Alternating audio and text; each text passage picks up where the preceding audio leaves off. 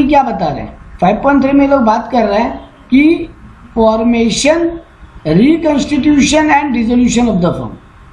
Reconstitution को ये लोग मेजरली इसमें पिक किया। फॉर्मेशन तो नॉर्मल हो गया, कंपनी का रजिस्ट्रेशन एंड ऑल। तो यहाँ रिकंस्टिट्यूशन पे क्या बात की है लोग? Change in PSR of the existing part, इसको भी रिकंस्टिट्यूशन माना है। अगर आप पीएसआर बदल लेते हो, एबीसी 3 पार्टनर है, पहले 5:3:2 था, अब 2:2:1 हो गया रेशियो, इसको भी रिकंस्टिट्यूशन माना है। नया पार्टनर एडमिट करे, उसको भी रिकंस्टिट्यूशन माना है, और कोई रिटायर करे या डेथ करे, उसको भी रिकंस्टिट्यूशन माना है। इन तीनों ही केस में बेटा जी पार्टनरशिप का डिसोल्यूशन होता है, पार्टनरशिप का, पार्टनरशिप फर्म का नहीं, क्योंकि ये तीनों ही केस में बिजनेस बंद नहीं हो रहा है। आपका पार्टनरशिप खत्म हो गया, पुराना एग्रीमेंट, अब नया एग्रीमेंट कर लो। अगर नया पार्टनर ज्वाइन किया है तो अब नया एग्रीमेंट बना लो। अगर कोई रिटायर या डेथ हुआ है तो बाकी बचे हुए पार्टनर के नया एग्रीमेंट बना लो। तो द पॉइंट इज फर्म बंद नहीं हो रहा है, सिर्फ आपका जो पार्टनरशिप है वो डिसॉल्व हुआ। लेकिन अगर फर्म बंद हो उसको क्या बोलते हैं? डिसोल्यूशन। तो फर्म का बदलना रिकंस्ट्रक्शन या रिकंस्टिट्यूशन, और फर्म बंद हो जाना डिसोल्यूशन। ठीक है, यहाँ पे टॉपिक बोला कि पार्टनर कैसे कैसे रिटायर हो सकता है, तो 3 वे में, या तो retire through mutual consent, 3 sub partner agree किए और कोई एक पार्टनर है वो अपना डिसीजन लिया और छोड़ दिया। When there is a provision in the partnership deed for retirement of a partner, अगर पहले से प्रोविजन था तो कि 4 साल बाद मिस्टर एक्स रिटायर कर जाए, तो वो भी हो सकता है। ठीक है, और लास्ट बोला when partnership at will अगर, तो पार्टनर में retire giving notice in writing. तो अगर म्यूचुअल कंसेंट से रिटायरमेंट हुआ, पहले से ही एक्ट में ये डीड में प्रोविजन था, या फिर पार्टनर नोटिस दिया और छोड़ के चला गया, 3 तरीके से पार्टनर रिटायर हो सकता है। ये तीनों को रिकंस्टिट्यूशन माना जाएगा। सर कैसे भी रिटायरमेंट हो, रिटायरमेंट को रिकंस्टिट्यूशन बोला। डेथ ऑफ अ पार्टनर भी रिकंस्टिट्यूशन है, और अगर तुम्हारा पार्टनरशिप फर्म किसी और पार्टनरशिप फर्म के साथ अमालगमेट हो गया, वो भी रिकंस्टिट्यूशन है। तो कितना तरीके से रिकंस्टिट्यूशन है, एग्जाम में थ्योरेटिकली पूछेगा। आप बोलोगे change in PSR 1, admission 2, retirement 3, death हो गया 4, और अमालगमेशन हो गया 5। ठीक है, अगला टॉपिक है एप्लीकेशन फॉर द रजिस्ट्रेशन। तो ये चैप्टर 3 चीज का बात कर रहे हैं, हम पहले ही बोले थे, रिकंस्टिट्यूशन का, फॉर्मेशन का और डिसोल्यूशन का। तो यहाँ पे अब आ जाता है रजिस्ट्रेशन, यानी फॉर्मेशन वाला पार्ट पे आ रहा है।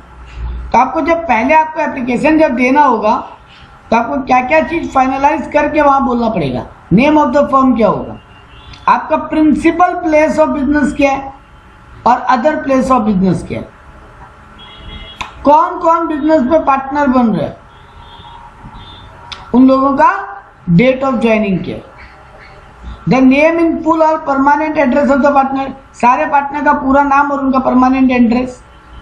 आजकल बोला जाता है आधार कार्ड का कॉपी भी जमा दो। कितना दिन के लिए ड्यूरेशन है, कितना दिन के ड्यूरेशन है, मतलब सर एट विल है कि फिक्स पीरियड, दोनों में से जो भी हो बताना पड़ेगा। अगर एट विल है तो वो लिख दो कि पार्टनरशिप एट विल है, और अगर विल नहीं, आप पहले बोलो कि 7 साल बाद पार्टनरशिप खत्म, तो वो लिख दो। तो ये सब बातें आपको पहले से फिक्स करनी पड़ेगी। इनको आप प्रिपेयर करोगे, और duly signed by all the partner होना चाहिए, या फिर उनके एजेंट्स जो उनके बिहाफ में ऑथराइज्ड है। ये सब साइन करने के बाद आपको रजिस्ट्रेशन के लिए आरओसी को जमा देना पड़ेगा। पार्टनरशिप का आरओसी अलग होता है, वो वेरीफाई करेगा और फिर आपको सर्टिफिकेट ऑफ रजिस्ट्रेशन दे देगा। इफेक्ट ऑफ नॉन रजिस्ट्रेशन, अगर आप क्या रजिस्ट्रेशन कंपल्सरी है? नहीं, registration of the partnership compulsory नहीं है। लेकिन अगर आप नहीं रजिस्टर करते हो तो नुकसान क्या है बेटा? ब्रॉडर सेंस में बोले तो 3 मेन नुकसान है। नंबर 1, फर्म बाहर वाले पे केस नहीं कर सकता, लेकिन बाहर वाला फर्म पे कर सकता। नंबर 2, पार्टनर पे केस नहीं कर पाएंगे। नंबर 3, फर्म पार्टनर पे या पार्टनर फर्म पे केस नहीं कर पाएगा। मतलब सीधा सीधी बात है सर, जब आपका पार्टनरशिप फॉर्म ही नहीं है तो एक दूसरे पे केस भी नहीं बनता। लेकिन इस बात के आप आउटसाइडर को नहीं बोल सकते कि तुम भी हम पे केस नहीं कर सकते सर, तब तो सबको यही करेगा ना, बिना रजिस्ट्रेशन के पार्टनरशिप कर लेगा और बोलेगा केस नहीं कर सकते, ये नहीं चलेगा। आउटसाइडर कर सकता है, बाकी कोई किसी पे केस नहीं करता। ठीक बात, देखो यहाँ पे ये बात लिखा, इफेक्ट ऑफ नॉन रजिस्ट्रेशन। हाँ बोलो। ये लोग अगर रजिस्टर्ड नहीं होंगे तो जीएसटी का रजिस्ट्रेशन कर पाएंगे? हाँ, जीएसटी रजिस्ट्रेशन कर पाएंगे। बोला section 69 of the act place an unregistered firm under some disadvantages. यहाँ पार्टनरशिप एक्ट में रजिस्ट्रेशन का बात हो रहा है और कहीं नहीं। ठीक है, क्या क्या होगा? No suit to enforce a right arising from a contract और कन्फर्ड बाय दिस एक्ट। तुम किसी बात का कोई कॉन्ट्रैक्ट साइन करोगे और सामने वाला अगर कॉन्ट्रैक्ट को पूरा नहीं किया तो तुम उस पर कोर्ट में केस नहीं कर पाओगे। ठीक है, तो यहाँ पे क्या बोला? No suit to enforce a right arising from contract to conferred by this act shall be instituted in any case in any court by on behalf of any person suing as a partner in the firm. यहाँ पे वो बोलना चाहता था एक दूसरे पे नहीं कर पाओगे कॉन्ट्रैक्ट के अगेंस्ट में केस, और यहाँ बोला थर्ड पार्टी के पे नहीं कर पाओगे। पहला वाला पॉइंट में बोला पार्टनर एक दूसरे पे अगर एक कॉन्ट्रैक्ट साइन भी हुआ एक दूसरे से फिर भी कोई केस नहीं कर पाएगा, और फर्म थर्ड पार्टी के साथ अगर कॉन्ट्रैक्ट साइन किया है तो फर्म थर्ड पार्टी पे केस नहीं कर पाएगा, लेकिन वो कर सकता है तुम। और इसके अलावा यहाँ क्या बोला? The provision of section 1 and 2 shall apply to the claim of set off or other proceeding enforce right arising from contract but shall not affect the enforcement of any right to sue for dissolution of the firm। सिर्फ एक ही चीज allow किया court में जाने के लिए, तुमको firm dissolve करना है, तुम उसके लिए कोर्ट जा सकते। ठीक है, अब आता है डिसोल्यूशन ऑफ अ फर्म। तो यहाँ पे बोला है मोड्स ऑफ डिसोल्यूशन। डिसोल्यूशन भी कैसे कैसे हो सकता है? एक होता है dissolution without the order of the court, मतलब वॉलेंटरी डिसोल्यूशन, और एक होता है by the order of the court. तो यहाँ पर क्या बोला? Without the order of the court में कब डिसॉल्व होगा? अगर आपका पहले से एग्रीमेंट था कि ये पार्टनरशिप 3 साल बाद खत्म, तो खत्म। कंपल्सरी डिसोल्यूशन, तुम्हारा फर्म पूरा लॉस खा चुका है, सब पार्टनर अब रेडी है बंद करने के लिए, तो कोर्ट का कोई जरूरत नहीं बचा। Dissolution on the happening of certain contingency, तुम लोग पहले लिख के रखे थे अगर ऐसा कुछ बात हुआ तो फर्म बंद हो जाएगा, पहले से वो कंटिजेंसी लिख दिए थे कि ऐसा कुछ घटना घटा तो फर्म वहीं पे बंद हो जाएगा। या dissolution by notice of partnership at will, अगर पार्टनरशिप एट विल है और कोई पार्टनर नोटिस दे दे तो भी वो फर्म डिसॉल्व हो जाएगा। ये हुआ without order of the court, court को बोलने की जरूरत नहीं है, ऐसे ही बंद हो रहा है। और आप बोला कब कब कोर्ट बोल सकता है? अगर पार्टनर्स बिकम अनसाउंड माइंड या partners become permanently incapable of performing his duties, if a partner is guilty of conduct which is likely affect prejudicial the carrying of business regarding the nature of the business, अगर partner कोई ऐसा case में guilty conduct पाया गया है जिसके लिए firm को बंद करना पड़ेगा, कोर्ट को लगता है। सर जनरली ऐसे ना कोर्ट बोलेगा भी नहीं, कोर्ट को जब तक लगेगा कि फाइन पेनल्टी या उस सीजन से काम हो सकता है ना, तो कोर्ट क्या बोलेगा? भाई फाइन पेनल्टी लगा और हो जाएगा मैटर सॉल्व। लेकिन जब कोर्ट को लगेगा कि भैया इतना बड़ा गिल्टी ऑफ द कंडक्ट है कि यहाँ पे फाइन पेनल्टी से बात नहीं बनी, तो फिर कोर्ट ऑर्डर दे सकते हैं कि फर्म को बंद करो। इफ अ पार्टनर विलफुली और persistently commit breach of agreement related to the management of the affairs from conduct of the business, कोई पार्टनर जानबूझ के बार बार एग्रीमेंट के क्लॉजेस को तोड़ रहा है, तब भी कोर्ट क्या बोलेगा? इस फर्म को बंद करो। ठीक है, ये मैनेजमेंट का भी कोई कॉन्ट्रैक्ट या आउटसाइड पार्टी के साथ कॉन्ट्रैक्ट, कोई भी कॉन्ट्रैक्ट अगर पार्टनर बार बार ब्रीच कर रहा है, दैट मीन्स वो चाहता ही है कि बिजनेस बर्बाद हो जाए, कोर्ट बोलेगा भैया हम किसी का लॉस कराने तक वेट थोड़ी नहीं करेंगे, बंद करो। Otherwise to conduct himself in matter related to the business that it is not reasonable practice for in the partner to carry on the business in with him. यहाँ पे बोल रहा है कि बिजनेस चल रहा है, ये अगेंस्ट पब्लिक है, ये प्रैक्टिकेबल नहीं है और चल रहा, ये रीजनेबल नहीं है। माने रीजनेबल मतलब क्या होता है, जस्ट और इक्विटेबल ग्राउंड पे, मतलब कोर्ट को लग रहा है ये फॉर्म चलना अगेंस्ट द पब्लिक होगा या जस्टिस के हिसाब से रॉन्ग हो जाएगा, तो भी फॉर्म बोल सकता है बंद करो। क्लियर है? हाँ sir clear. If a partner has in any way transferred the whole of his interest in the firm to third party, अगर पार्टनर्स अपना पूरा इंटरेस्ट थर्ड पार्टी के हाथ में ट्रांसफर कर दिए तो वो फर्म ऑटोमेटिक कोर्ट बोलेगा बंद करो इसको, क्योंकि जनरली क्या बोलता है, पार्टनरशिप में पार्टनर बाहर वाले को अपना हिस्सा बेच के नहीं जा सकता। ठीक है? Has allowed his share to be charged, partner अपना शेयर किसी और को लेके जा रहे हैं। He has allowed it to sold on the recovery of the area of land revenue, हाँ पार्टनर ये बोल रहा है हम पैसा नहीं चुका पाएंगे, मेरा पार्टनरशिप का हक किसी और को दे दो और उससे पैसा रिकवर कर लो।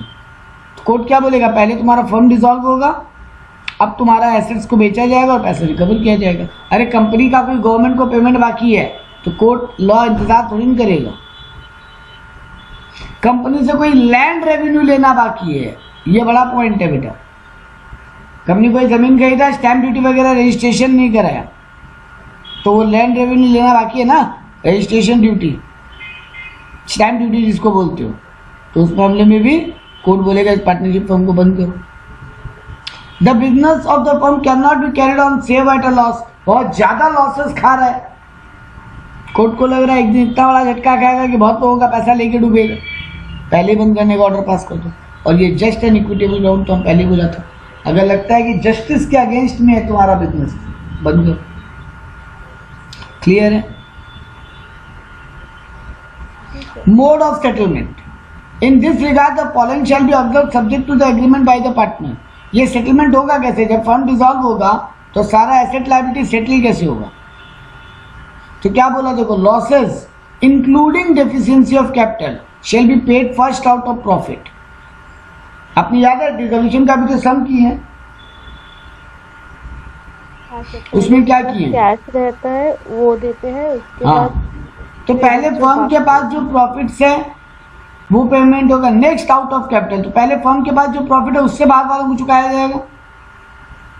अगर प्रॉफिट कम पड़ गया तो कैपिटल से चुकाया जाएगा पार्टनर के, जब तक पार्टनर लोग सॉल्वेंट है। पार्टनर अगर सॉल्वेंट डिक्लेयर करिए तो अलग बात हो। फर्म का सारा, अब अगर वहां से भी पैसा नहीं चुका रहा तो फर्म का एसेट बेच के चुकेगा। ठीक बात? तो हम लोग पहले पार्टनर्स को देने से पहले तो एसेट हम बोला उनका कैपिटल बोला, पर्सनली तो बोला ही नहीं अब तक। अच्छा हम यहाँ कहाँ बोला पार्टनर घर से लेके आने का बात, नहीं हम तो बोला कैपिटल से, मतलब उसका कैपिटल लगा हुआ है ना बिजनेस में। हाँ सर, अगर तो प्रॉफिट है तो प्रॉफिट में से दे दो, प्रॉफिट नहीं है तो पार्टनर का कैपिटल में से दे दो, वहां भी कम पड़े तो एसेट बेच के दे दो, और अगर वहां भी कम पड़े तो पार्टनर को बोलो अब तुम कंट्रीब्यूट करो डेफिशिएंसी को अपनी घर से। तो स्टेपिंग क्या हुआ, पहले प्रॉफिट में से, कम पड़ा तो कैपिटल में से, वहां भी कम पड़ा तो एसेट बेच के, वहां भी कम पड़ा तो पार्टनर को बोलो अपने घर से लेके आए। ठीक है? हाँ सर, अच्छा यहाँ पे अपनी ये बात अपने पढ़े थे कैसे चुकाएंगे सर, सबसे पहले थर्ड पार्टी को चुकाया जाएगा।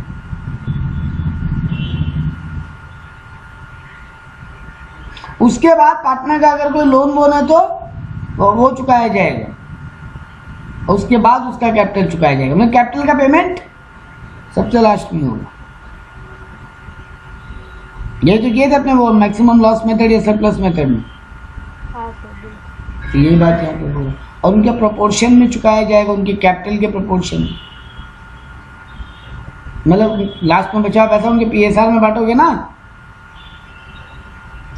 जी सर, तो वही बात जो तुम सब में करते हो ना बेटा, प्रैक्टिकली सब कुछ हो रहा है। बात क्लियर है? हाँ सर बिल्कुल।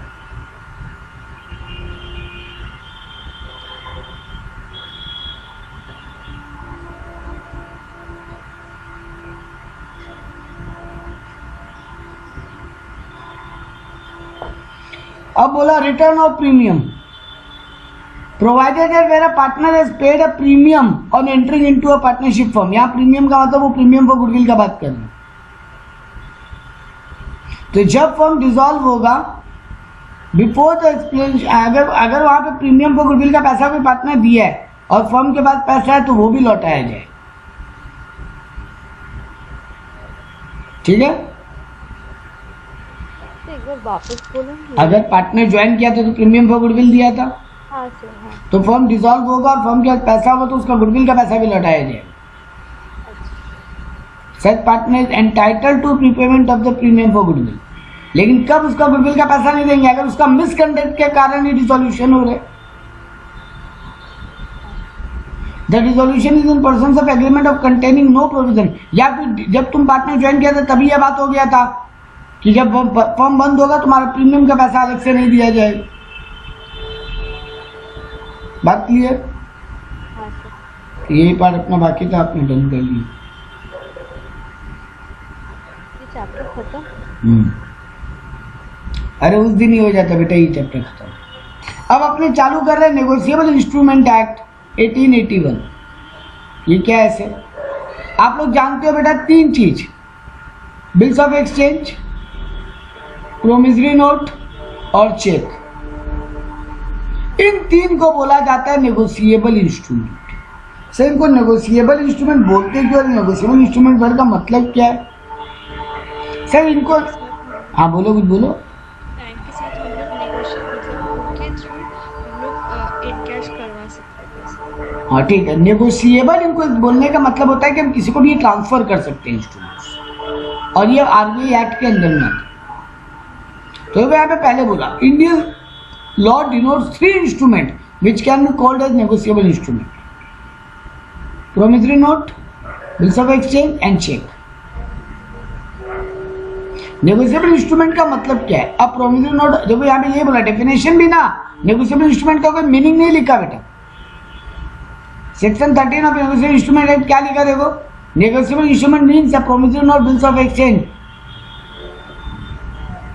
चेक नहीं बोला, लेकिन promissory note, bills of exchange और either payable, either order or bearer मतलब चेक। तो देखो एक्ट भी ना कोई मीनिंग नहीं बताया इनका। एक्ट भी बोला बस ये तीन इंस्ट्रूमेंट को नेगोशिएबल इंस्ट्रूमेंट बोलते हैं, ये तीन डॉक्यूमेंट्स को जो मनी के लेन देन में काम आता है, बस बात इतनी। ठीक, अब बोला नेगोशिएबल इंस्ट्रूमेंट का फीचर्स क्या है? Such must be in writing, it should be signed by the maker और ड्रॉवर, जो इसको बना रहा है या जो ड्रॉवर बोलते हैं ना, इसका साइन होना चाहिए। यहां पे there must be a promise or order to pay. देखो बेटा जी, अगर ये बिल्स ऑफ एक्सचेंज है तो वहां पे प्रॉमिस टू पे लिखेंगे, सॉरी प्रोमिसरी नोट है तो प्रॉमिस टू पे लिखेंगे, क्योंकि प्रोमिसरी नोट कौन बनाता है और कौन उसका पैसा पाता है। देखो एक एग्जांपल देते हैं। अंकिता नीरज को 2 लाख रुपया का सामान सोल्ड की, ठीक है?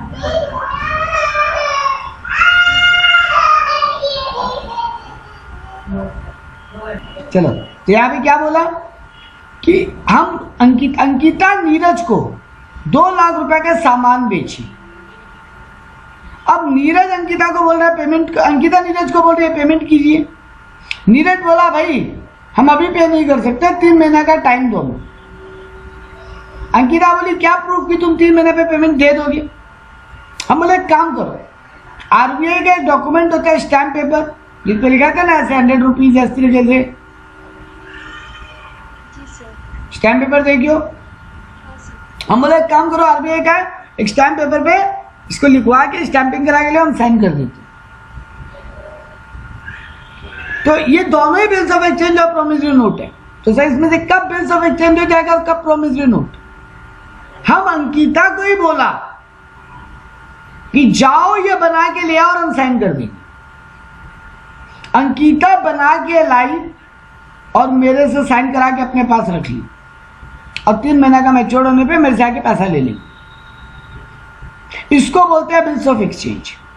क्योंकि यहाँ पे मेकर कौन है? जो पैसा पाता है वो खुद ही, वही बना रहे, खाली ला के साइन करा ले रहे नीरज से। वो पूरा इस तरीके से लिखेगा कि नीरज अंकिता को प्रॉमिस कर रहा है, अंकिता नीरज को ऑर्डर कर रही है, सॉरी अंकिता नीरज को ऑर्डर कर रही है कि 3 महीना बाद पे कर देगा उसको। तो प्रोमिस बिल्स ऑफ एक्सचेंज में ऑर्डर होता है, क्योंकि यहाँ पे जो पैसा पाता है वही बना रहा है, तो वो ऑर्डर दे रहा है, तुम हमको 3 महीना बाद पैसा देगा, देख लो। लेकिन प्रोमिसरी नोट क्या हो रहा है? नीरज खुद बना रहा है, तो नीरज यहाँ पे प्रॉमिस कर रहा है कि आई विल पे यू। ठीक है, जी सर। तो ये बात दिमाग में रखना कि promissory note bills of exchange कोई अलग बात नहीं करता, बट प्रोमिसरी नोट वही बनाता है जो पे करेगा, जबकि बिल्स ऑफ एक्सचेंज वो बना के लाता है जिसको पैसा मिलने वाला। ठीक है, तो देखो इसीलिए यहाँ पे बोला एनआई का फीचर क्या है। यहाँ पे प्रॉमिस भी हो सकता है, ऑर्डर टू पे भी हो सकता है। हाँ, promissory note order must be unconditional, आप कंडीशन नहीं लगा सकते, ऐसा हुआ तो पे करेंगे, वैसा हुआ तो पे करेंगे। It must call for payment in money और मनी ओनली, यहाँ पे मनी का ही पेमेंट होगा। अब ये नहीं बनेगा बाद में ये लो 2 लाख का लैपटॉप, 2 लाख का मशीन ले लो, नहीं, यहाँ पे मनी में पेमेंट का बात होगा। मतलब आप प्रोमिसरी नोट या बिल्स ऑफ एक्सचेंज में ये नहीं लिख सकते कि नीरज 3 महीना बाद अंकिता को 2 लाख का एक लैपटॉप दे देंगे। ठीक है, वहां पे मनी का ही बात होगा केवल। It should be call for repayment on a certain सम, वहां पे अमाउंट मेंशन करना पड़ेगा, कितना रुपया देगा, मतलब मनी का मनी होना चाहिए, मनी भी सर्टेन होना चाहिए, कितना मनी। हम वहां ये नहीं बोल सकता 2-2.5 लाख रुपया ले लेना, वहां ये नहीं लिख सकता 2 लाख प्लस उस समय का जो मार्केट वैल्यू होगा वो, ऐसे नहीं होता। मनी का वैल्यू सर्टेन होना पड़ेगा। The property in the instrument में बी पास इन 2 वेज। अब वो जो बिल्स ऑफ एक्सचेंज है, प्रोमिसरी नोट है, हम साइन करके आपको डिलीवरी दे देगा, मतलब आप अपने पास रख लो। आपको अगर लगता है कि ठीक है मेरे को नीरज से पैसा मिलेगा, उधर में मान लो कोई एक और पर्सन है जो अंकिता से पैसा पाता था, अंकिता इस बिल्स को क्या कर सकती है, उसको एंडोर्स भी कर सकती है कि तुम मेरे ब्याह में ये पैसा उठा लेना नीरज से। ठीक है, और एक बहुत बड़ा catchy line, the consideration is also presumed to have been passed. हम बाद में कभी ये नहीं बोल सकता किस बात का पैसा, प्रूफ करो कि तुम मेरे से 2 लाख रुपए किस बात का पाते हो, कोई प्रूफ का दरकार नहीं। हम तुमको गुड्स बेचे थे ये साबित करो, या तुमसे हम गुड्स खरीदे थे ये साबित करो, कोई साबित करने का दरकार नहीं। अगर ये बिल्स ऑफ एक्सचेंज या प्रोमिसरी नोट बना है तो बेटा कोर्ट सीधा सीधी मान लेगा कि यहां पर कंसिडरेशन बनता है। ये खुद में ही एक प्रूफ है, इसके अलावा दोबारा और कुछ प्रूफ करने का जरूरत, कोई और एविडेंस नहीं चाहिए कि किस बात का बिल्स ऑफ एक्सचेंज। ठीक है, मतलब ये डॉक्यूमेंट ही अपने में प्रूफ है कि हाँ नीरज पैसा पाता है। ठीक बात, कोर्ट सेटिस्फाइड रहेगा इसी से। कोर्ट ये नहीं बोलेगा तुम्हारा सेल का बिल दिखाओ, प्रूफ करो तुमको गुड्स मिला था, कुछ नहीं सर, बिल्स ऑफ एक्सचेंज या प्रोमिसरी नोट मतलब कोर्ट का स्टैंपिंग पेपर के ऊपर लिख के दिए, तो अब अंकिता को कुछ भी साबित करने की जरूरत नहीं है, नीरज पे करेगा। तो ये प्रिज्यूम्ड है, ये अज्यूम कर लिया गया है कि ये कंसिडरेशन के बदले में ही हो। ठीक है, ये वाला बात केस में फंसाते हैं। अब एक वर्ड है holder and holder in due course, ये क्या होता है, कभी सुने हो ये वर्ड? सुनो मेरा बात, अंकिता बिल साइन करा के लेगी नीरज से, मान लो एक बार बिल्स ऑफ एक्सचेंज का बात करें, अंकिता साइन करा के लेगी, अब 3 महीना वेट करना होगा ना अंकिता को पैसा मिलने का। ये 3 महीना में अंकिता इस बिल्स ऑफ एक्सचेंज के साथ क्या क्या कर सकती है? बिल्स ऑफ एक्सचेंज प्रैक्टिकली पढ़े हो ना, सब बनाए हो थोड़ा बहुत, हाँ, तो क्या क्या कर सकती है अंकिता इस बिल के साथ? एक तो बोले खुद रख सकती है, हेल्ड टिल मैच्योरिटी, है ना, मैच्योरिटी तक वेट करे, अपने पास ही रखे हो, नीरज से पैसा ले ले। दूसरा काम आप बोले बैंक से डिस्काउंटिंग करा सकते हो, मतलब आप बैंक से जाके पैसा उठा लिए और बैंक को बोले नीरज से पैसा ले लें। तीसरा काम, किसी को एंडोर्समेंट कर सकते हो, ये भी तो एक तरीका है। किसी को बिल दे दिए, बोले तुम पैसा उठा लेना नीरज से। आपसे भी कोई पैसा पाता था, आप उसको हैंडओवर कर दिया, वो आएगा वो मेरे से पैसा ले लेगा, मेरे को कोई फर्क नहीं पड़ता, मेरे से जो मांगने आएगा मुझको दे देंगे। एक बार ना यहाँ पे ये हेल्थ टिल मैच्योरिटी या डिस्काउंटिंग का बात नहीं करते, हम सिर्फ एंडोर्समेंट पे आते हैं। अंकिता एंडोर्स की, मान लो पवित्रो को, पवित्रो एंडोर्स किया मान लो राहुल को, राहुल एंडोर्स किया किसी मिस्टर एक्स को, और मिस्टर एक्स फिर अपने पास रखा मैच्योरिटी तक, ठीक है। तो बेटा जी जितनी पार्टियां बीच में, इन सबको होल्डर इन ड्यू कोर्स बोला जाएगा, और जिसके पास मैच्योरिटी के दिन वो बिल है उसको होल्डर बोला जाएगा। पहला बात तो ये क्लियर कर, ठीक है। तो यहाँ पे डेफिनेशन में भी यही बोला, holder is entitled in his own name to possess the instrument and the amount and two parties involve, जबकि holder in due course possess the instrument for consideration before maturity. Maturity के पहले तक जो लोग होल्ड कर रहे हैं उनको क्या बोला गया, होल्डर इन ड्यू कोर्स, और मैच्योरिटी पे जो होल्ड कर रहा है उसको क्या बोला गया,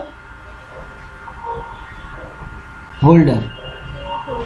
तो ये मिस्टर एक्स यहाँ पे होल्डर हो गया, बाकी पवित्र, राहुल, अंकिता सब होल्डर इन ड्यू कोर्स हो गए, ठीक बात। एक तो ये काम का बात याद रखना। दूसरा इंपॉर्टेंट बात जो याद रखना, holder in due course good faith में होल्ड कर रहे हैं, मतलब सब इस भरोसे पे होल्ड कर रहे हैं कि पिछला पार्टी जेन्युइन है। पवित्र जब राहुल को बिल दे रहा है, राहुल ये मान रहा है कि पवित्र एक जेन्युइन पार्टी है। पवित्र, राहुल जब एक्स को एंडोर्स करे तो एक्स मान रहा है कि राहुल एक्चुअली में पवित्र से पैसा पाता था, मतलब पिछली जितनी पार्टी हैं कोई भी फ्रॉड नहीं है, ये मान के आगे वाला पार्टी को बिल ले रहा है, ठीक है। बात क्लियर है। The holder, title of the holder is subject to title of the transferor. यहाँ पे होल्डर में क्या बोल रहा है, यही बात बोला, जिसके पास बिल है फाइनली वो ये मान रहा है कि पिछली पार्टीज भी इस गुड, एक टाइटल था इनके पास, मतलब ये भी ओनर थे इस बिल के, इनका भी बिल पे हक बनता था, ठीक बात। और holder in due course get a better title of the transfer. Holder in due course जो है वो अपने पिछले वाले से बेटर टाइटल है। अब अगर पवित्र और राहुल को बिल दे दिया तो राहुल के पास ही बेस्ट टाइटल है, पवित्र के पास कोई टाइटल नहीं है।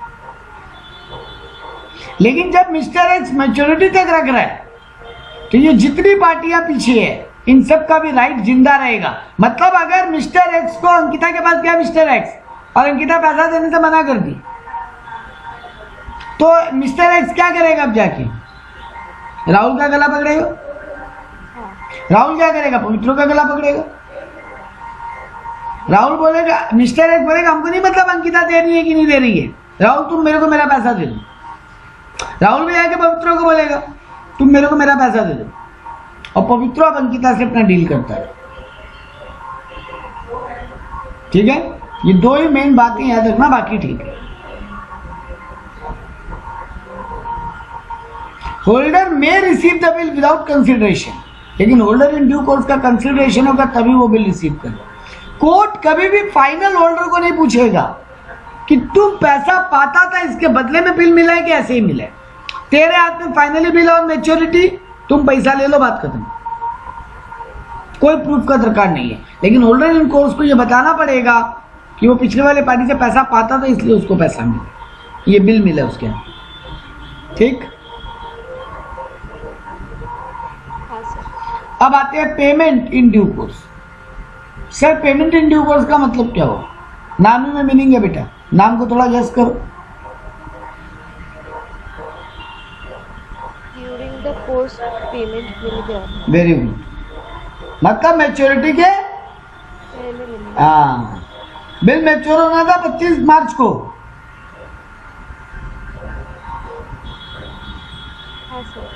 लेकिन हम आपको 22 मार्च की पेमेंट दे दी, 15 मार्च की पेमेंट दे दिया, 10 मार्च की पेमेंट दे दी। तो यहाँ पे ये बोला expression as payment in accordance with the apparent tenor of the instrument in good faith. हम आपको गुड फेथ में टेन्योर के पहले ही पेमेंट दे दिया विदाउट नेग्लिजेंस। तो अब बाद में आप मेरे को ये कोई केस नहीं कर पाओगे कि तुम तो हमको पेमेंट पहले दे दिया हो तो कोई और चीज़ का पैसा था। ऑब्वियस बात है बेटा जी, आप बिल वापस भी तो ले लोगे, तो प्रूफ करने का बात बचाएगी। तो यहाँ फालतू का ज्ञान दे दिया कि आप बाद में ये नहीं बोल सकते ये पेमेंट कोई और चीज़ के अगेंस्ट में था, बिल का अभी भी पैसा बाकी पड़ा है। अरे बेवकूफ थोड़ी ना जो पेमेंट करेगा वो बिल ले नहीं लेगा वापस। नीरज जब अंकिता को पे कर दिया टाइम से पहले, तो जो बिल अंकिता के पास है जिसमें लिखा हुआ है कि नीरज से वो पैसा पाती है, नीरज वो बिल अंकिता के पास ही रहने देगा? बोलो, नहीं रहने देगा। तो फिर अंकिता के हाथ में डॉक्यूमेंट ही नहीं, तो अंकिता क्या प्रूफ करने जाएगी? अब अगर अंकिता बोलती है नीरज जो पैसा दिया तो कोई और चीज का था, बिल का पैसा तो अभी भी पाते हैं, तो कोर्ट बोलेगा बिल क्या है? बोलेगा वो तो मेरे पास नहीं है, तो बोला जाओ कोई पैसा भी नहीं है। अगर अंकिता कोर्ट में बिल ही नहीं प्रेजेंट कर पाए तो अंकिता किस बात का कोर्ट में केस करेगी दोबारा? और नीरज बेवकूफ तो है नहीं, कोई भी बिजनेस पार्टी बेवकूफ थोड़ी ना है कि बिल भी सामने वाला पार्टी के रहने देगा और पैसा भी दे देगा। तो सर ये पॉइंट बेकार है, बट इस पॉइंट में बोलना ये चाहता था कि पेमेंट इन ड्यू कोर्स जो होता है वो गुड फेथ में होता है।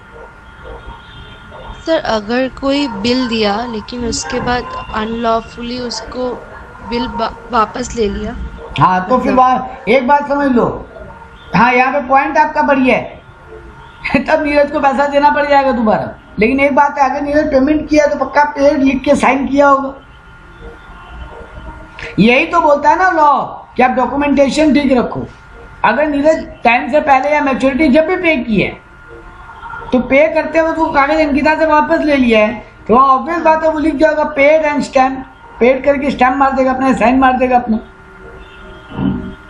हाँ वो अगर अनलॉफुली ले लिया होगा तो वो खुद भी तो पेड बोल के साइन कर सकता है ना, मतलब कि अंकिता को साइन करना पड़ेगा। हाँ दोनों पार्टी को साइन करना पड़ेगा, हमको पेड का और आपको रिसीव का। वो अच्छा अब ये बोल रहे नीरज अगर अनलॉफुली बिल ले ले, हाँ पेमेंट किए बिना, हाँ पॉइंट तो है आपका, अंकिता को साबित करना पड़ेगा फिर ये, वरना तो कोर्ट मानेगा कि तुम बिल हैंडओवर की। बात आपका करेक्ट है, बट वहां पे फिर प्रूविंग का पॉइंट आ जाएगा। मैच्योरिटी का मीनिंग क्या होता है? अरे सर मैच्योरिटी का मतलब होता है जिस डेट, मान लो जी आपको आज हम 15 मार्च को एक बिल दिया और हम उस पर लिखा 3 मंथ का बिल है, तो मैच्योरिटी कब होगा? जिस दिन 3 मंथ 15 अप्रैल, 15 मई, 15 जून जी। और वहां से प्लीज 3 डेज का ग्रेस जोड़ना मत भूलना। क्या बोला? 3 days of grace. Grace days हमेशा ऐड होगा,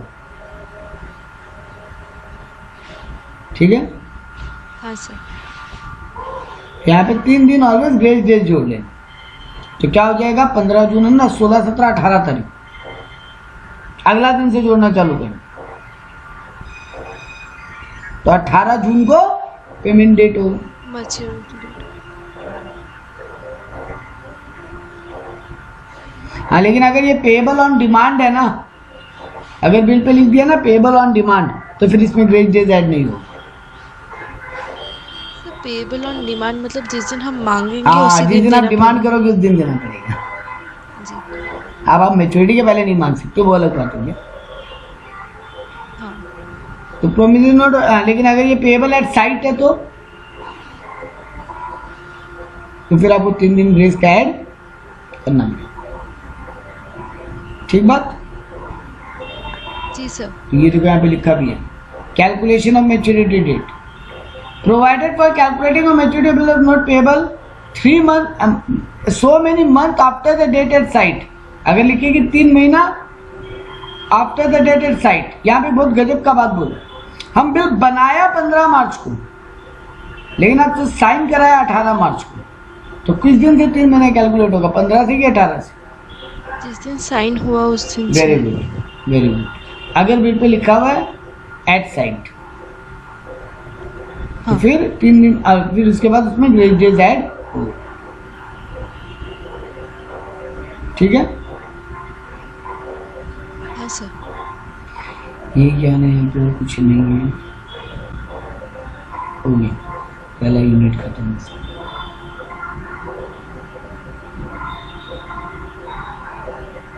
यहाँ पे ना डिफरेंस बिटवीन दिए bills of exchange and promissory note को। बिल्स ऑफ एक्सचेंज क्या होता है सर? 3 पार्टियां होती हैं यहाँ पे, ड्रॉवर, ड्रॉई और पेई। ड्रॉवर कौन जो बिल बना रहा है, ड्रॉई कौन जो पैसा देगा, और पेई कौन जिसको पैसा मिलेगा। सर जनरली ड्रॉवर और पेई सेम इंसान होता है, जनरली बोला, हमेशा नहीं। हाँ। क्योंकि कभी कभी होता है जो पैसा पाता है वो पार्टी उतना पढ़ा लिखा नहीं है, तो कई बार लॉयर के थ्रू भी बिल्स ऑफ एक्सचेंज बनवाते हैं। तो फिर लॉयर ड्रॉवर, नीरज पेई, सॉरी नीरज ड्रॉई, नीरज पैसा देगा, और अंकिता पेई क्योंकि अंकिता पैसा पाती है, और अंकिता खुद ही भी, अगर लॉयर से नहीं बनवाया खुद से भी बना तो सकते अंकिता ही हैं। ड्रॉवर, अंकिता ही पेई। हाँ क्यों नहीं, कोई दिक्कत नहीं। स्टैम्प पेपर खरीद के खरीद के उस पे लिखवा के बना लो। आपको अगर डर नहीं, आपको लगता है ना बहुत दिन को यार लैंग्वेज गड़बड़ हो जाएगा, हाँ। तो बहुत दिन को लगता है ठीक है लॉयर लेगा 200-500 रुपया, बट 50 लाख का बिल है, जी। वो अलग बात है। लेकिन बना कुछ सकते हो, कोई ना नहीं। तो यहाँ पे अगर अंकिता खुद ही बिल बना रही है तो अंकिता ही ड्रॉवर है, अंकिता ही पेई है। हाँ सर। अच्छा, प्रोमिसरी नोट में 2 ही पार्टी होता है, मेकर और पेई, क्योंकि प्रोमिसरी नोट खुद ही बनाते हैं। प्रॉमिस एंड ऑर्डर, हम यहाँ वाला पे क्या बोला था, बिल्स ऑफ एक्सचेंज में ऑर्डर टू पे है, जबकि प्रोमिसरी नोट में प्रॉमिस टू पे है। ठीक है। हाँ सर। देखो डेफिनेशन डिट्टो लिखा, यहाँ लिखा है पर सेक्शन 5, यहाँ लिखा है पर सेक्शन 4। सेक्शन नंबर याद रखना, काम आएगा। बिल्स ऑफ एक्सचेंज का सेक्शन 5 है, प्रोमिसरी नोट का सेक्शन 4 है, नेगोशिएबल इंस्ट्रूमेंट एक्ट 1882 में। ठीक है। हाँ सर। देखो डेफिनेशन पढ़ते हैं। As per the section 5 of the act, as per the section 4 of the act, an instrument in writing, an instrument in writing containing an unconditional order, और यहाँ क्या लिखा, कंटेनिंग एन अनकंडीशनल अंडरटेकिंग, यानी promise. हम undertake कर रहे हैं, खुद बोल रहे हैं कि हम प्रॉमिस कर रहे हैं, हम पे करेंगे, यानी हम ही बना रहे हैं। बाकी और कोई डेफिनेशन में फर्क नहीं बेटा, सब कुछ सेम है। बाकी signed by the maker, signed by the maker, directing a certain person to pay a certain sum of money. यहाँ पे डायरेक्शन नहीं होगा ना, यहाँ तो डायरेक्शन होगा, बट यहाँ तो खुद ही लिख रहे हैं, खुद ही पे करने का बात हो रहा है। हाँ। तो बस यहाँ पे promise to pay a certain sum of money. ठीक है। किसको? हाँ। जिसका वहां पे नाम है या जो बियरर है। वहां भी बोले जिसका वहां पे नाम है या जो बियरर है। बियरर क्या होता है बेटा? कोई का नाम नहीं है, जिसके हाथ में कागज वही मालिक। जी। अगर हम एक चेक काटे ना बेटा, चेक, और उस पर सेल्फ लिख के आपको दे देना, जी। तो अगर आप बैंक जा रहे थे आप पैसा उठा सकते हो। हाँ, और अगर आपके हाथ से गिर गया और रास्ते में किसी चोर को मिल गया और वो चेक को स्टॉप पेमेंट करने के पहले पहले चोर बैंक में पहुंच गए। हाँ। स्टॉप पेमेंट क्या होता है? बैंकर को आप हमको खबर किया, अरे चेक हो गया मेरे से, हम हाथों हाथ अपने बैंकर को फोन करके बोला ब्लॉक कर दिया। हाँ कि चेक को ब्लॉक कर दिया, स्टॉप पेमेंट बोलते हैं उसको। जी। बट अगर उसके पहले पहले चोर पहुंच गया तो ले लेगा वो। ले लेगा। तो यहाँ पे भी वही बात है। तो जनरली बियरर होता नहीं है सर ये सब इंस्ट्रूमेंट, लेकिन बहुत जन बोल देता भाई हमको आगे एंडोर्स करना है, तुम भर तो नाम मत लिख मेरा। ठीक है, तुम्हारा उस पार्टी के ऊपर है वो तो बात फिर। बिल्स ऑफ एक्सचेंज में एक्सेप्टेंस रिक्वायर्ड है, ऑब्वियस सा बात है। अंकिता बना के लाई, नीरज साइन ही नहीं किया, नीरज एक्सेप्ट ही नहीं किया, तो बिल्स ऑफ एक्सचेंज का कोई वैलिडिटी बनता है क्या? नहीं। तो बिल्स ऑफ एक्सचेंज में एक्सेप्टेंस रिक्वायर्ड है। अरे यहाँ तो आप खुद ही बना रहे हो तो नो एक्सेप्टेंस। ठीक है। The drawer of a bill is liable only when the drawer does not accept the bill or pay the money due. यहाँ में गलती थी, ड्रॉई हो। मान लो आप बिल किसी को एंडोर्स किए, आप ड्रॉवर हो, हम ड्रॉई है, हम आपको साइन करके दे दिए, आप किसी को एंडोर्स कर दिए। सामने वाले पार्टी को आप तभी लायबल हो पाओगे जब हम नहीं देंगे। वो मेरे पास पैसा मांगने आया, मना कर दिए, तो वो आपका गला पकड़ेगा। अगर हम पैसा दे दिए तो उसमें फिर आपका कोई जिम्मेदारी नहीं। ठीक बात। यानी यहाँ पे ड्रॉई का प्राइमरी लायबिलिटी है और यहाँ पे मेकर और तो प्रोमिस नोट का प्राइमरी लायबिलिटी है। अरे सर बात तो एक ही हुआ, ड्रॉई तो मेकर है, नहीं यहाँ ड्रॉवर मेकर है, सॉरी। तो यहाँ पर मेकर का लायबिलिटी नहीं है, मेकर का लायबिलिटी, फालतू का ज्ञान। ठीक है, हाँ ये बहुत काम का पॉइंट है। In case of non-acceptance or non-payment of bill, notice must be given to all person liable to pay. अगर अंकिता नीरज मैच्योरिटी पे मना कर दे तो जितनी पिछली पार्टियां सब एक दूसरे को नोटिस भेजेगी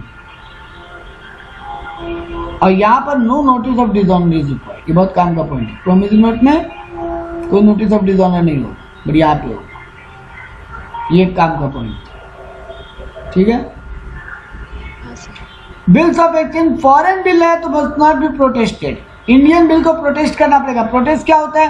वो नोटरी ऑफिसर को इन्फॉर्म करके उसको बुलाना और फिर बिल्स ऑफ एक्सचेंज के डिसऑर्डर होने का रीजन को रिकॉर्ड करवाना।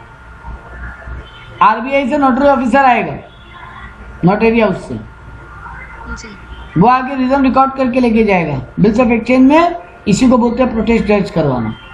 प्रोटेस्टिंग इज अगर फॉरेन बिल है तो प्रोटेस्ट की रिक्वायरमेंट नहीं है, बाकी ऑलवेज प्रोटेस्टिंग रिक्वायर्ड है। प्रोमिस नोट में प्रोटेस्टिंग रिक्वायर्ड ही नहीं, ठीक है। हाँ। बिल्स ऑफ एक्सचेंज और प्रोमिस नोट का फीचर में एक बात बोला था बेटा, क्या कि सर कंडीशन नहीं होना चाहिए, लेकिन देखो यहाँ एक अलग बात लिखा है, bills of exchange may be conditionally accepted, but promise note में कभी भी कंडीशन नहीं होता। बिल्स ऑफ एक्सचेंज में भी जनरली कंडीशन नहीं होता है, ऐसा हुआ तो पे करेंगे, वैसा हुआ तो पे करेंगे, ये नहीं हुआ तो हम पैसा नहीं देंगे, ये सब नहीं होता है। बट फिर भी आप बिल्स ऑफ एक्सचेंज में कुछ कंडीशन लगवा सकते हो कुछ सिचुएशंस में, लेकिन प्रोमिसरी नोट में कभी भी कंडीशन होगा ही नहीं, कंडीशन होगा ही नहीं कभी। नो कंडीशन सेल मेड, ठीक है। ये वाला पार्ट में क्वेश्चन आंसर ही था, बट हम आपको करवाया क्योंकि ये क्वेश्चन अलग से था जो आपके नॉर्मल नोट्स में नहीं था। बाकी जो केस स्टडी आप करो, ये देखो डेज कैलकुलेशन वाला केस, ऐसा क्वेश्चन दे देते 2 मार्क्स में, ठीक है। करना नहीं होगा अपने करेंगे क्वेश्चन आंसर, ठीक है सर। अब आ जाओ crossing, endorsement and material alteration. पहला बात तो क्रॉसिंग और चेक क्या होता है? सर चेक होता है ना, चेक, उस पर आप 2 पैरेलल लाइन ड्रॉ कर देना लेफ्ट हैंड साइड में ऊपर में, ट्रांसवर्स लाइन बोलते हैं इसको, ट्रांसवर्स। तो 2 transverse line left hand side of the cheque में ऊपर में ड्रॉ कर देने को बोलते हैं crossing of the cheque. Sir ये क्रॉसिंग का मतलब क्या? हाँ बता रहे हैं, सबसे मेन बात वही कि इससे होगा क्या। देखो बेटा जी, अगर हम क्रॉसिंग कर दिया तो फिर काउंटर से जाके कोई कैश विड्रॉ नहीं होगा, जो भी वो चेक लेकर बैंक में पहुंचेगा ना उसके अकाउंट में पैसा ट्रांसफर, ये बहुत जरूरी है। अगर हम 2 ट्रांसफर लाइन ड्रॉ नहीं करें, मान लो हम यहाँ एक चेक बनाए और यहाँ पे पार्टी का नाम है अंकिता लिख दें, अंकिता ये बैंक को चेक में लेके चली जाए, अंकिता काउंटर से कैश विड्रॉ कर सकती है। लेकिन अगर हम यहाँ 2 पैरेलल लाइन ड्रॉ कर दें तो अब अंकिता को चेक के पीछे या वहां से बैंक से स्लिप लेके अंकिता को ना अपने बैंक जाना पड़ेगा, अपने बैंक, मेरे बैंक में नहीं। देखो अगर अंकिता लिखता खाली और मेरा बैंक आईसीआईसीआई बैंक है, अंकिता आईसीआईसीआई बैंक में जाती है और कैश विड्रॉ कर लेती। हाँ, अंकिता अगर नाम लिखता तो वो अंकिता से उसका डॉक्यूमेंट्री एविडेंस चेक करता क्या पे वो अंकिता बोले। लेकिन अगर सर नाम नहीं लिखता, बेरा लिखता तो तब तो कोई भी उठा लेता। हाँ, सेल्फ लिखते। लेकिन सर अगर आप 2 लाइन ड्रॉ करके अंकिता लिख दो, अब होगा क्या, अंकिता को अपने बैंक में जाना पड़ेगा, नीरज के आईसीआईसीआई बैंक में जाने से काम नहीं होगा। अंकिता का बैंक मान लो एक्सिस बैंक है, अंकिता एक्सिस बैंक गई, अंकिता वहां से स्लिप लेके अपना बैंकिंग डिटेल भर के चेक के पीछे भी अपना बैंक अकाउंट नंबर लिख के अपने बैंक में जमा कर देगी। अब उसका बैंक आरबीआई का क्लियरिंग हाउस होता है, वहां वो चेक का वो इमेज बना के भेज देगा। आजकल फिजिकल नहीं जाता, पहले फिजिकल जाता था एक जमाने में। पूरा चेक। चेक का वो इमेज बनाएगा, इमेज जी। ऑनलाइन चेक, और वो चेक को वो आरबीआई में ट्रांसफर कर देगा। End of the day RBI settlement करके अंकिता के बैंक अकाउंट में, अंकिता के बैंक में पैसा भेज देगा। आईसीआईसीआई बैंक से पैसा काटेगा, अंकिता के बैंक अकाउंट में भेज देगा। अंकिता को उसका पैसा मिलेगा, लेकिन अंकिता का पैसा जाएगा उसके बैंक अकाउंट में। कैश विड्रॉल कहीं नहीं हो। फिर अंकिता अपने बैंक से कैश विड्रॉ करे, वो अलग बात है। सर अगर हम ये क्रॉसिंग करके वहां पे लिख देता है एसबीआई, क्रॉसिंग के अंदर में, हम क्रॉसिंग के अंदर में नॉर्मली कुछ भी और लिखते कोई फर्क नहीं पड़ता, बट अगर हम कोई बैंक का नाम लिखते हैं, अब अंकिता का अगर मान लो 3 बैंक अकाउंट है, एक्सिस बैंक, एसबीआई बैंक और कैनरा बैंक, तो अंकिता को उसके एसबीआई बैंक में जाके चेक जमा करना पड़ेगा। ये हम अंकिता के इंस्ट्रक्शन भी करेंगे, अपने मन से नहीं करेंगे। जी। अंकिता ही हमको बोली थी सर क्रॉसिंग करके ना एसबीआई लिख दीजिएगा। हम बोले क्यों, तुम कोई भी डाल लेना, तुम्हारा मन है, तुम खुद जाके एसबीआई में डाल देना। बोला नहीं, फिर मेरे यहाँ दिक्कत हो जाता है।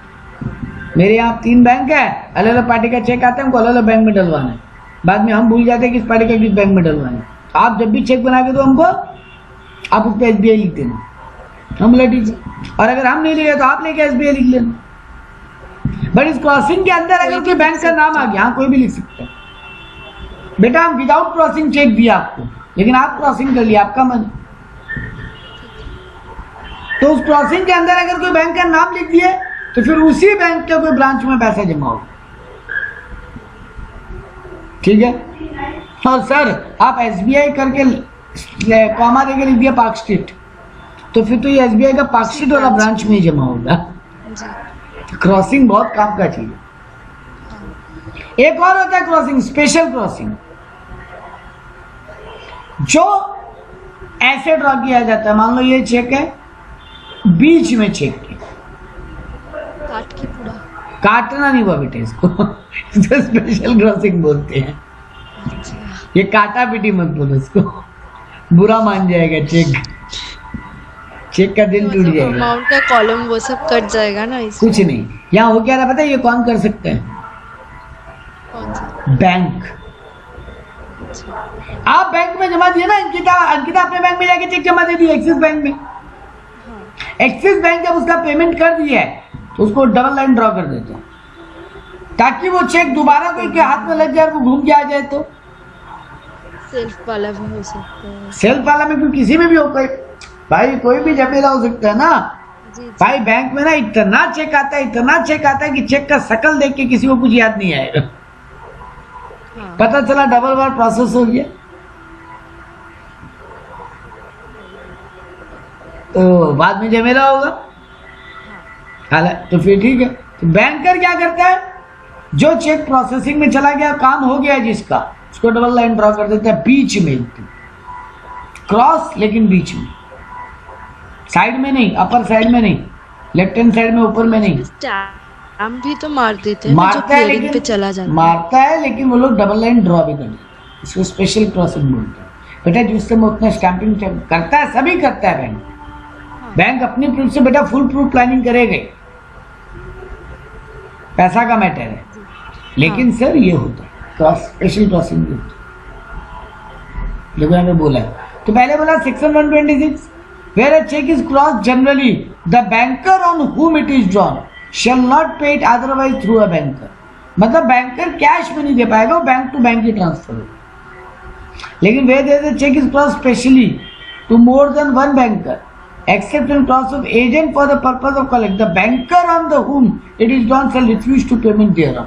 अगर ये डबल लाइन ड्रॉ बीच में आ गया ना, तो तुम कोई और बैंक में लेके अगर वो चेक पहुंच गया ना, मान लो तुम चीटिंगबाजी करके वो चेक निकाल ही लिए बैंक से, तो कोई भी और बैंकर उस चेक को प्रोसेस नहीं करेगा। बैंकर समझ जाएगा ये बीच में डबल क्रॉसिंग है, मतलब इस चेक का ऑलरेडी एक बार प्रोसेसिंग हो चुका है, तो इसीलिए ड्रॉ किया जाता है। क्योंकि जल्दी जल्दी वो लोग करके स्टैम्प मार के डाल के रख रहा ड्रॉवर में,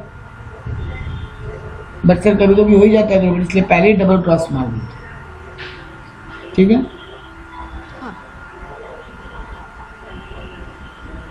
यहाँ पे क्या बोल रहा है,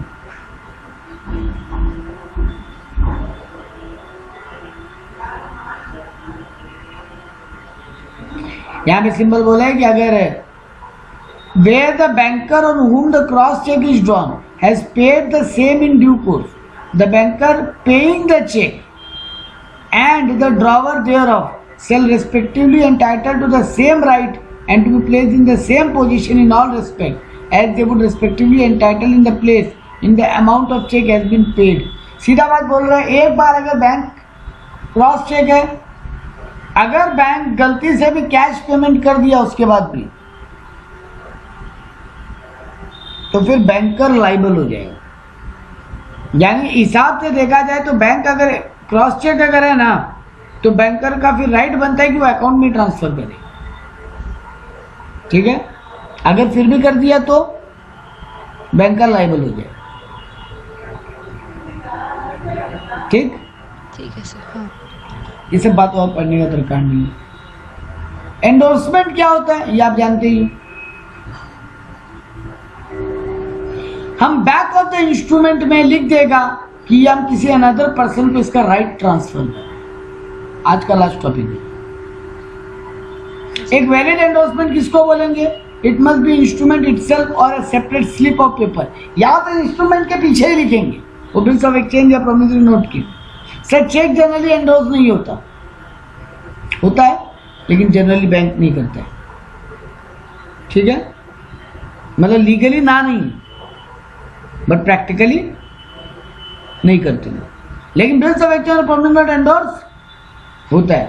तो कैसे करोगे एंडोर्स? या तो पीछे लिख दो इंस्ट्रूमेंट की, या सेपरेट स्लिप अटैच करो या पेपर अटैच करके उस पर एंडोर्समेंट लिखो। किसको एंडोर्स कर रहे हो उसका नाम लिखो, अपना साइन करो, उसका साइन लिखो। तो यहाँ पे साइंड होना चाहिए जो एंडोर्स कर रहे हैं। The instrument may contain in addition to the signature the name of the, बोला ना सिर्फ साइन नहीं करेंगे ना बेटा, अपना पूरा नाम लिख के साइन करेंगे, क्योंकि सिग्नेचर हर कोई पहचानता है क्या। No particular form of words, कोई पर्टिकुलर फॉर्मेट या वर्ड का तरीका नहीं बताए कि एंडोर्समेंट में ऐसा लैंग्वेज होना चाहिए, वो होना चाहिए, कुछ भी नहीं। तुमको जैसे मन आ रहा है वैसे एंडोर्स करो। Endorsement is complete when the instrument is delivered to the endorsee with the intention of passing the property to the endorsee। Endorsement को पूरा कब माना जाएगा? जब सामने वाले पार्टी को फिजिकली डिलीवर हो जाएगा और मेरे मन में भी है कि हम उसको राइट भी दे रहे हैं। मतलब right and physical ownership and physical delivery दोनों होना चाहिए। Delivery is to be made by the endorser himself और someone on behalf his firm. ये फालतू बात बोला, हम खुद तुमको जाके फिजिकली दे के आए या मेरे बिहाफ पे कोई भी दे चलेगा। तो सर ऑब्वियस सा बात है, बड़ी बड़ी ऑफिसेज में लोग स्टाफ रखते हैं। टाइप्स ऑफ एंडोर्समेंट, तो पहला बोला एंडोर्समेंट इन ब्लैंक। अब ये क्या होता है? हमको तुम बोले हमको एंडोर्स कर दो, ठीक है, लेकिन मेरा नाम मत लिखो, क्योंकि हमको आगे किसी और को एंडोर्स करना है, डायरेक्ट उसका नाम भर देंगे। तो हम तुमको एंडोर्समेंट इन ब्लैंक कर देंगे, बाकी सब कुछ लिख देंगे लेकिन तुम्हारा नाम नहीं भरेंगे। एंडोर्समेंट इन फुल, मतलब पूरा पैसा तुम ही उठाओगे। रेस्ट्रिक्टिव एंडोर्समेंट, मतलब मान लो ऐसा भी तो होगा ना बेटा, बिल्स ऑफ एक्सचेंज 2 लाख का है, क्योंकि अंकिता नीरज से 2 लाख रुपया पाती थी, बट अंकिता से उसका पार्टी 2 लाख नहीं 1,60,000 ही पाता है ना। लेकिन ऐसा थोड़ी ना होगा कि डॉक्यूमेंट को फाड़ देंगे 2 हिस्सा में, 40,40,000 के लिए अलग और 1,60,000 के लिए अलग। वो तो पूरा डॉक्यूमेंट अंकिता को उसको देना पड़ेगा। तो अंकिता क्या करेगी, वहां पे लिख देगी रेस्ट्रिक्टिव एंडोर्समेंट, माने पूरा 2 लाख के लिए एंडोर्स नहीं होगा, 1,60,000 के लिए एंडोर्स होगा, वहां पे लिख देगी अमाउंट। अब क्या होगा, 2 तरीका हो सकता है। जब वो बिल्स ऑफ एक्सचेंज लेके वो पार्टी नीरज के पास आएगा, नीरज उसको 1,60 देगा और अंकिता को 40 दे देगा, या फिर पूरा उसको 2 देगा और अंकिता को वो 40 जाए, वो दूसरा वाला पार्टी ला के देगा। तो अंकिता लिख दी उस पर, ये रेस्ट्रिक्टिव एंडोर्समेंट, ठीक है। कंडीशनल एंडोर्समेंट सर होता नहीं है, लेकिन बिल्स ऑफ एक्सचेंज में ये अलाउड है, हम कुछ कंडीशन लगा के एंडोर्स कर सकते हैं, लेकिन जनरली ये प्रोमिसरी नोट में होता है, बिल्स ऑफ एक्सचेंज में नहीं। सर एक बात है, टॉपिक है मटेरियल ऑल्ट्रेशन। माने a material alteration is one which varies the right, liability or legal position of the party to ascertain by the deed। हाँ बोलो। कंडीशनल एंडोर्समेंट तो प्रॉमिसरी नोट में भी नहीं होता है ना, ऊपर वो सॉरी प्रोमिसरी नोट में नहीं होता है, बिल्स ऑफ एक्सचेंज में हो सकता है। हाँ सॉरी ठीक है, प्रोमिसरी नोट में नहीं होता है, बिल्स ऑफ एक्सचेंज में जनरली नहीं होता है, लेकिन कभी कभी हो सकता है। अब करें, अब यहाँ बोला material alteration. Material alteration is one with the rights, liabilities or legal position of the parties is ascertained by the deed in its original state or otherwise varies the legal effect in the instrument if originally expressed or which may otherwise prejudice to the party bound by the deed of originally executed। आपके मेरे बीच में जब वो document बना था जी, तब कुछ और बात लिखा गया था और बाद में हम लोग उसको थोड़ा बहुत चेंजेस करें, थोड़ा बहुत की बड़ा चेंज। मटेरियल ऑल्ट्रेशन माने बड़ा चेंज, ठीक है। तो कुछ नहीं सर, साइन बड़ा ऑल्ट्रेशन जब भी होगा दोनों पार्टी वहां दोबारा साइन करेगा उस जगह ही जहां काटा गया है। तो यहाँ पे क्या बोला, following are not material alteration. किस बात को बड़ा ऑल्ट्रेशन नहीं माना है? Alteration before the completion of the instrument. Instrument complete होने के पहले हम लोग चेंजेस करवाएंगे, तो सर वो ऑल्ट्रेशन ही नहीं है। आप बनने के पहले, फाइनल सिग्नेचर होने के पहले ही चेंजेस करवाएंगे। जनरल क्रॉसिंग को स्पेशल क्रॉसिंग में कन्वर्ट करवा बाद में, ये है मटेरियल। ये मटेरियल ऑल्ट्रेशन नहीं है। मतलब हम आपको क्रॉसिंग किया था विदाउट कोई बैंक का नाम लिख के, आप बाद में उसमें SBI लिख लीजिए, ठीक। ये मटेरियल ऑल्ट्रेशन नहीं है। हम क्वालिफाइड एक्सेप्टेंस कर रहे हैं, मतलब एक्सेप्ट तो कर रहा है लेकिन कुछ कंडीशंस लगा के, इसको भी मटेरियल ऑल्ट्रेशन नहीं माना। Completion of inchoate instrument. ये इन चॉकेट इंस्ट्रूमेंट क्या होता है? आप दो बहुत बढ़िया वर्ड पढ़ोगे इस पूरे एक्ट में। एक तो इन चॉकेट इंस्ट्रूमेंट है, इसका मीनिंग बोलेगा मैं एक लाइन में, और एक आप पढ़ोगे जो हम बोला था ट्रंकेटेड चेक। ट्रंकेटेड चेक वो हम बोला था ना जो इलेक्ट्रॉनिक इमेज में कन्वर्ट कर लेना, उसको बोलते हैं ट्रंकेटेड चेक। जो हम बोला था ना बैंक RBI में भेजते वक्त उसको वर्चुअल मोड में कन्वर्ट कर लेना। लेकिन इन चॉकेट इंस्ट्रूमेंट क्या होता है? सर आधा अधूरा इंस्ट्रूमेंट। हम आपको एक चेक बना के दिया, आप बोले इसमें अमाउंट मत भरिएगा सर, आपका मेरा बिलीव है एक दूसरे पे, तभी हम अमाउंट नहीं भरेगा, वरना ये तो बहुत बड़ा रिस्क है ना। कई बार आप बोलते हो सर चेक बना दो, बस पार्टी का नाम एक बार ब्लैंक रख देना, नाम मत भर, क्योंकि हो सकता है हम अपने खाते में ले, हो सकता है हम अपनी कंपनी के अकाउंट में भी इस पैसा को एक्सेप्ट करें। आप नाम भर दोगे तो फिर उसी में जाएगा पैसा। तो अगर हम यहाँ अंकिता लिमिटेड लिख दिया तब ये अंकिता लिमिटेड में ही जाएगा सर, फिर और तो कहीं जा नहीं सकता। तो सर इन चॉकेट होता आधा अधूरा, इनकम्प्लीट, ठीक है। हम आपको ब्लैंक एंडोर्समेंट किया और बाद में आप उसको फुल एंडोर्समेंट में कन्वर्ट कर लिया, मेरा पूरा डिटेल भर लिया, ये भी मटेरियल ऑल्ट्रेशन नहीं है। Conversion of bearer cheque into an order cheque. हम बियरर लिख के दिया था बट आप वहाँ नाम भर लें, चलेगा, इसको बड़ा ऑल्ट्रेशन नहीं माना। Alteration with the consent of the party is liable to the instrument. Sir मतलब अगर कंसेंट ऑफ द पार्टी लेके अगर आप ऑल्ट्रेशन कर रहे हैं तो उसको बड़ा ऑल्ट्रेशन नहीं माना है। ऑब्वियस बात है सर, अप्रूवल ले लिया तो नॉर्मल बात है। Alteration made for the purpose of correcting the mistake. कुछ छोटा मोटा गड़बड़ हो गया था जिसको करेक्शन करने के लिए ऑल्ट्रेशन कर, ऊपर वाला लाइन यहाँ रिपीट हो गया गलती से, making blank endorsement into full endorsement. तो सर इनसे को मटेरियल ऑल्ट्रेशन नहीं माना, तो मटेरियल ऑल्ट्रेशन होने से होता क्या? अरे सर जी मटेरियल ऑल्ट्रेशन में से वो डॉक्यूमेंट ही इनवैलिड हो जाता, बोलना ये चाहते थे। बट अगर ये सब ऑल्ट्रेशन है तो डॉक्यूमेंट इनवैलिड नहीं होगा, ठीक है। यहां तक रोकते हैं, नीचे बचा। ब्लैंक इंस्ट्रूमेंट क्या होता है? ब्लैंक इंस्ट्रूमेंट मतलब बोले ना नाम नहीं भरे, इंफॉर्मेशन ब्लैंक रख दिए थोड़ा बहुत, अच्छा अच्छा, वो तुम बाद में भर लेना। और फुल मतलब सारा इंफॉर्मेशन भर दी। ठीक है। हाँ सर। अब आएगा फिर एक्सेप्टेंस अनाउंसमेंट, एक पार्ट आएगा ये, अभी आएगा इसमें 2 पार्ट आएगा। Sir next week online class होगा? वेडनेसडे तक है बेटा, तो आपका वेडनेसडे को आपका ऑनलाइन क्लास तो ट्यूसडे होता है ना, ट्यूसडे होता है हाँ। मेरे को कोई दिक्कत नहीं है, और इवनिंग में आएगा आपका तो, है ना, हाँ सर। कोई दिक्कत नहीं है। ये यूनिट 4.4 राइट से लेफ्ट इज पार्ट, अच्छा right and left is part, हम क्या पढ़ रहे हैं पता है, यहाँ लिखा हुआ राइट से